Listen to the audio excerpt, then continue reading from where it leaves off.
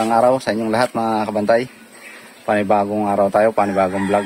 Gawa ulit tayo ng paraw, yung bangka na sagwanan. At tayo maglilinis muna ng baol. Kumbagay first step ng paggagawa ng mga bangka ang ating gagawin yan. At lilinisan yung baol na yan. Yan. Ang ating namang gamit na mga gagamitin sa paglilinis sa ito. Yan mga kabantay. Yan. Tayo may piko na panghukay sa loob ng baon dito. Panlabra sa loob. Tapos yung ating gamit cleaner. Yung grinder. Para malinis yung ating trabaho. Ay makabantay. Ating umpisa na po ang paglilinis ng baol. Gagawin natin bangka na sagwanan. Sana po panoorin nyo ang paggagawa ng bangka para kumbagay interesado po kayong may matutunan ay panoorin nyo at tapusin nyo po hanggang dulo ang video ito. Pamantay ang paglalabra na rin baol. Ito pong baol ito parang tablon pa. Kumbagay malaki pang labrahin. Bawasan pa natin ito. Isa natin pag malinis.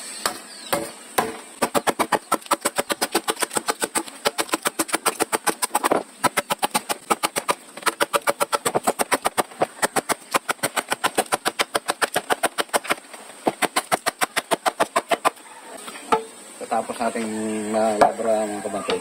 Liner naman ating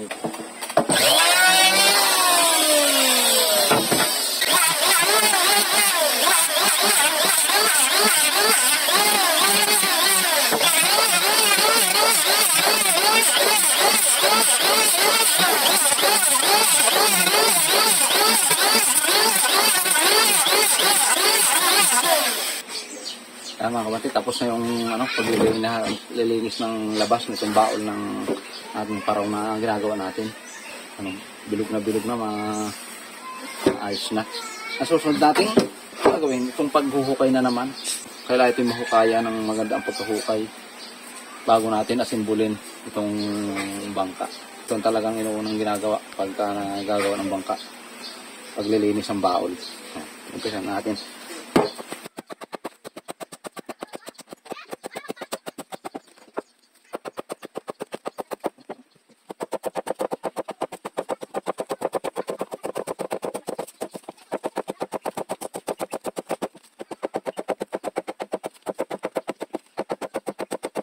Ito na mga kabantay yung ating gagamitin ruda dito sa ating gagawin bangka sagwanan. Ating lilinisan na rin para pag-asimbol ay okay na yung pagkakabit natin. Ang linis na yung ating gagamitin ruda.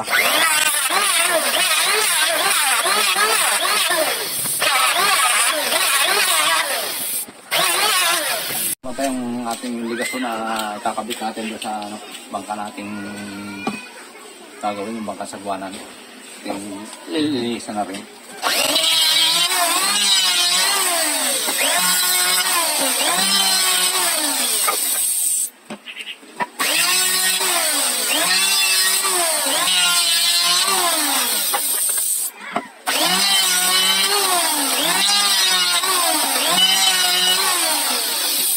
Tapos na natin yung paglilinis lahat ng materyales na ating gagamitin doon sa ating bangkang sagwana na gagawin. Yan. Linisan na natin yung baol. Masilyado na. Kaya itong mga ruda. Yan. Itong mga rudang ito. Saka itong mga ligason, mga patindig na gamitin natin. Malinis na, may masilya na. Umpisahan na natin ang mga pag-asimbol. Ating umpisa na makapantay sa pagbabasyada tayo. Kailangan basyadahan muna natin itong paglalagay ng plywood. Mas malinis ang basyada kung cleaner ang ating gagamitin.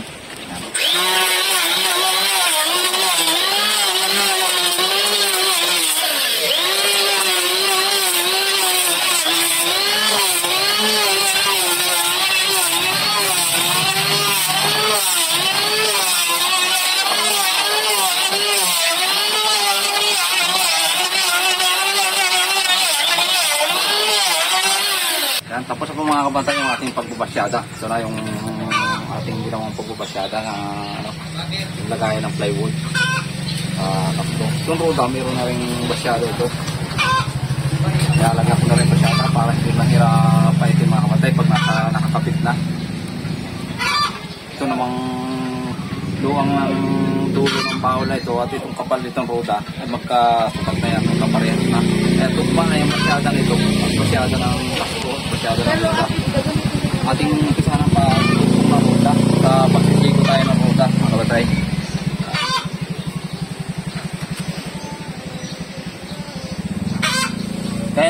Kailangan mga kabatay may ayos natin yung kung anong gusto nating tayo kung yun ang unang-unang ay sa ayos natin pag tayo nagdudugtong ng roda.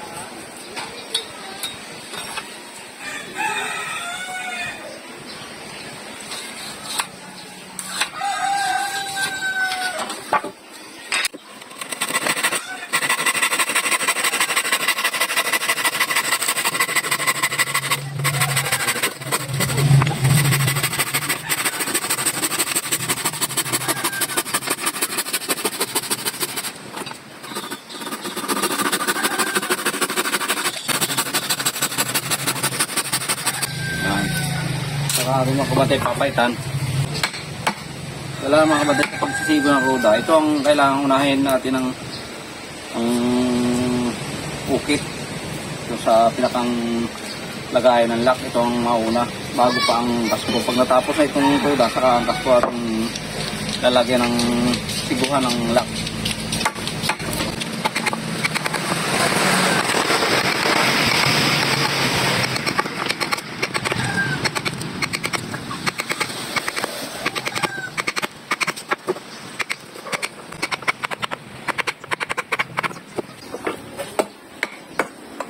Ayan.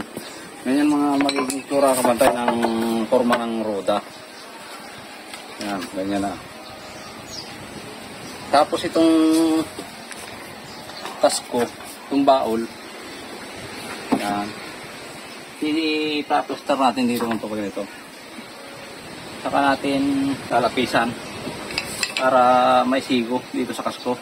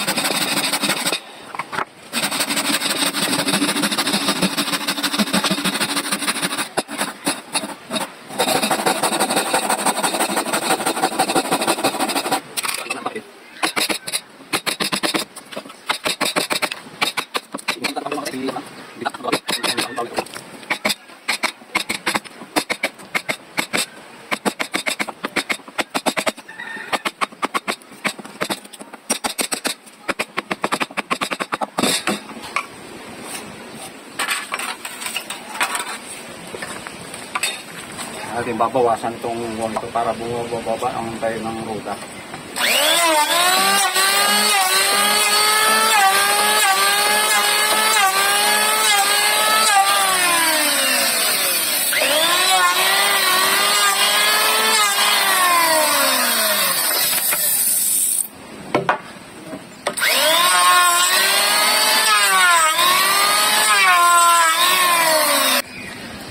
Susupat na natin mga kabantay.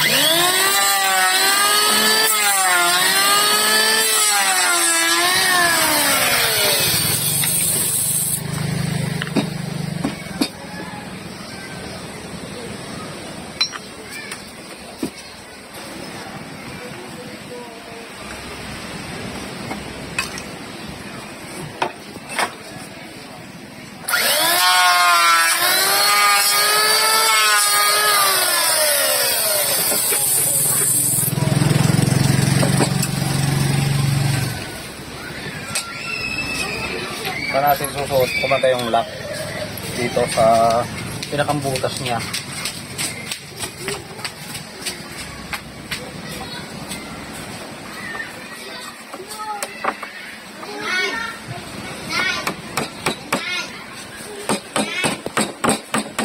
Siguro na mga kapatid itong ruda. Epoxy lang ang ating ban. Para malagyan natin epoxy bago permi itong ruda.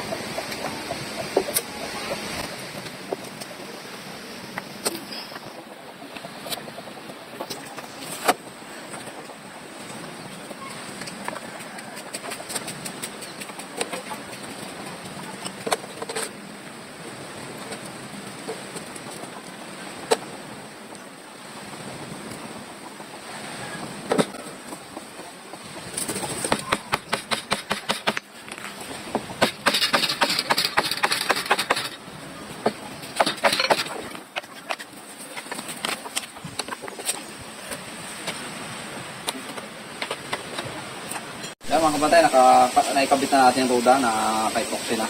Ang sunod natin gagawin dito sa paggagawa ng buwan ay lalagyan natin ng nylon, yung tangke. Dito na pinakang guide para sa paglalagay ng ligason. Lalagyan natin ligason, itong bangka nating sagwan ng ginagawa.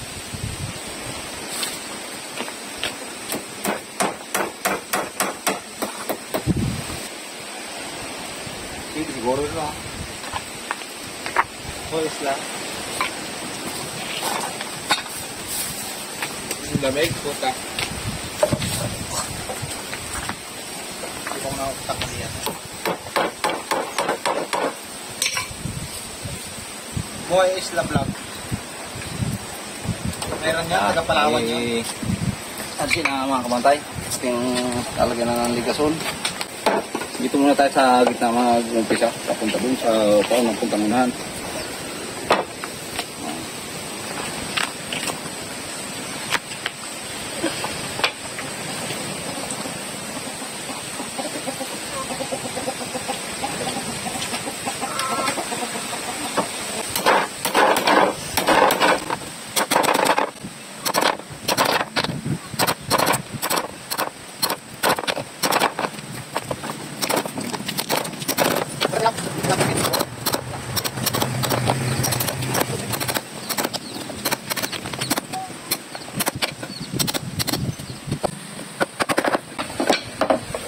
Tayo dito sa katapat, kailangan magkatapat lagi pagka magtatanim ng ligason parehas sa unahan.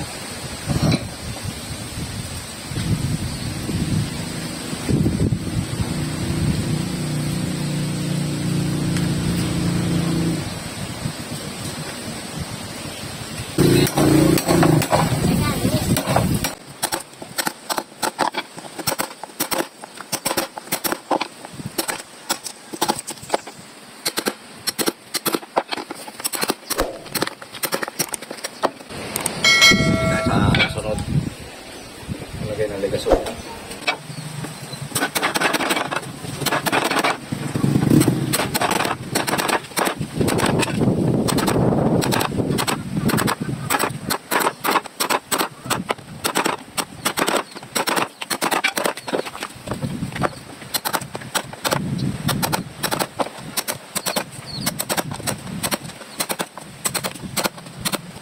Kasi mga kamatay, nakalagay ng mga ligason natin, nakatemporary. Ay, epoxy na natin para ano, i-pipix na natin ang pagkakalalagay. Sa rin sila, ano? Sa rin sa mga ba? 10 minutes.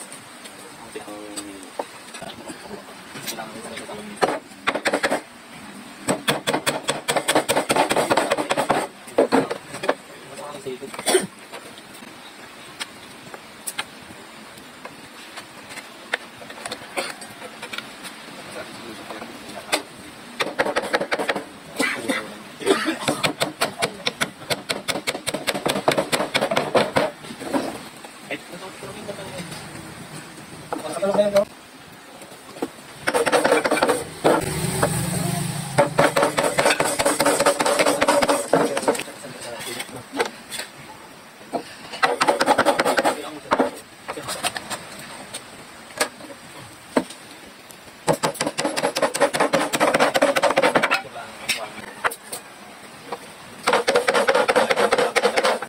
Yan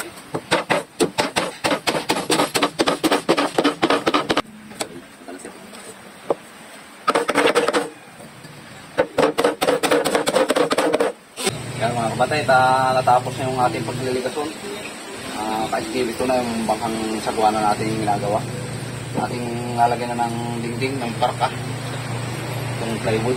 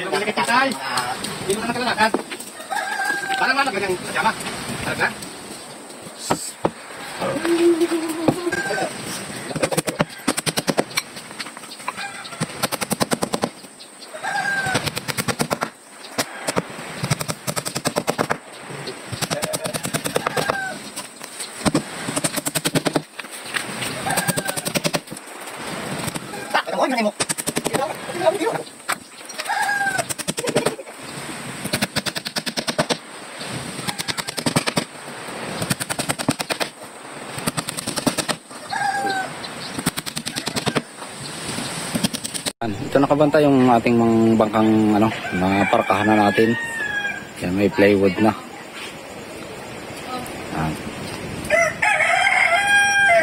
Daydayan.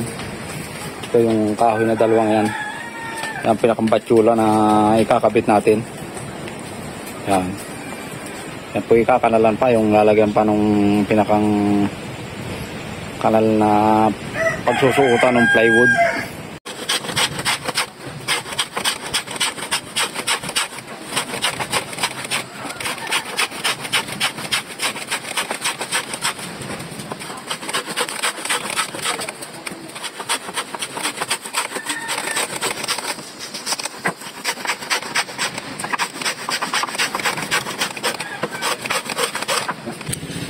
Lang ito ay nakatutok dito sa ligason. Okay, nakabili na. Butasin pa natin itong daydayang ito para itusok dito. May ganitong siya. Itong ating gagawin dito ng bike.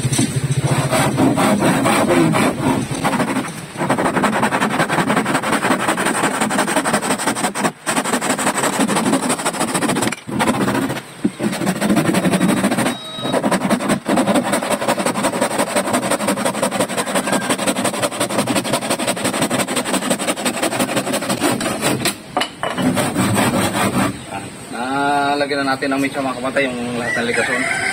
Nasusunod naman natin gagawin. Putasin natin yung daydayan para may salpak natin dito sa... Yan, lagyan na natin ng mitsa mga kamatay itong ligason. At isusukat naman para malapitan itong pagbubutasan dito sa daydayan.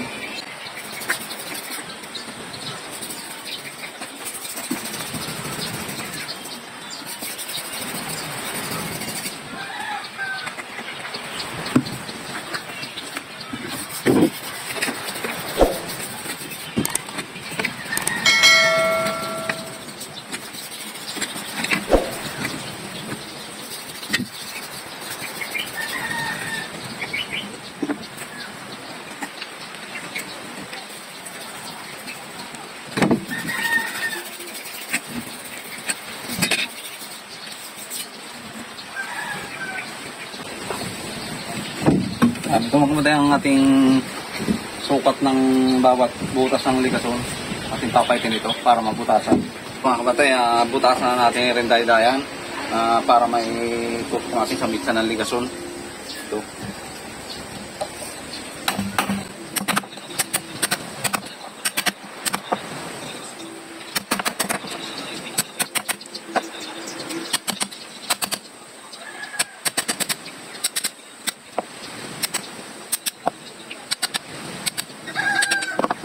Ayan mga kamatay, nabutas na natin yung ating daydayan.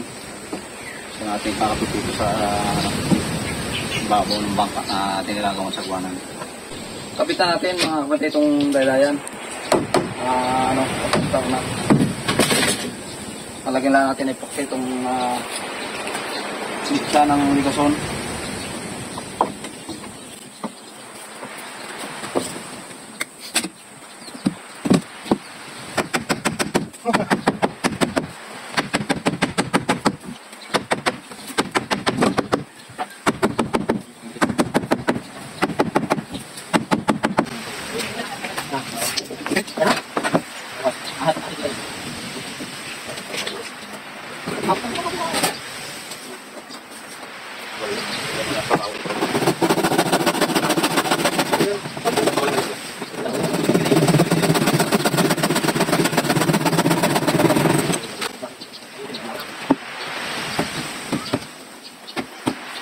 Sige mga kapatay, naikapit na natin yung unahan.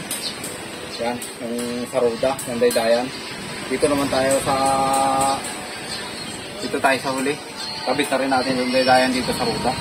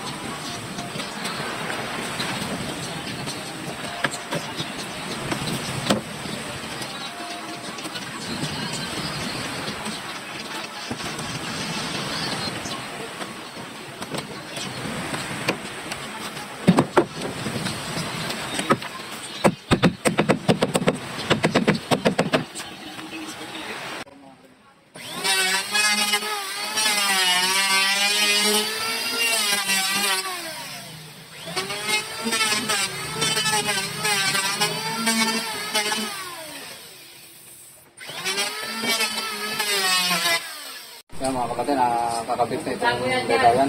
Para lang naman yung talian ng tarik ng ating kakabit.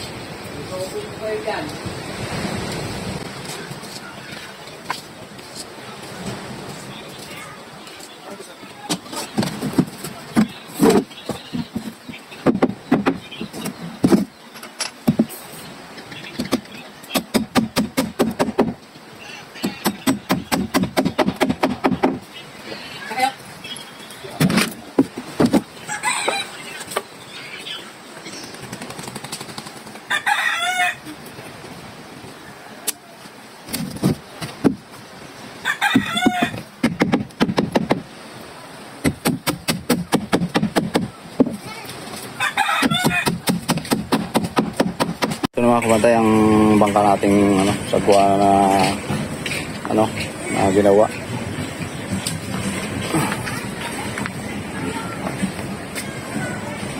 Ayan kaya ng bangka, masilyado na mga kapatay ito.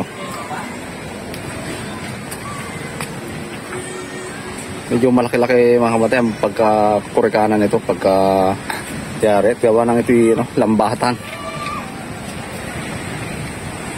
Ayan.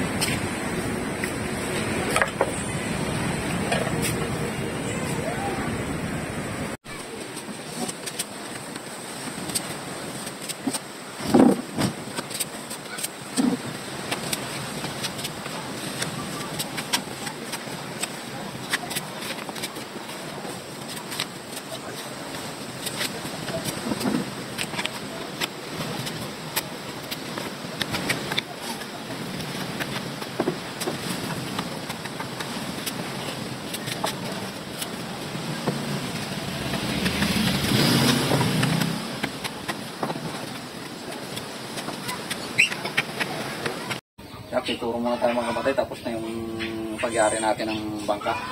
Ating pipinturahan muna. Dito muna tayo sa loob ng bangka, mag-una ng pagpintura.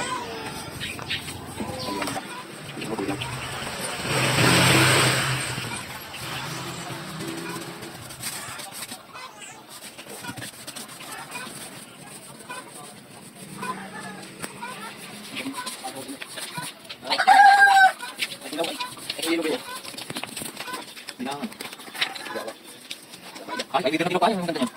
Ay, kung nilagyan ng konting grinay.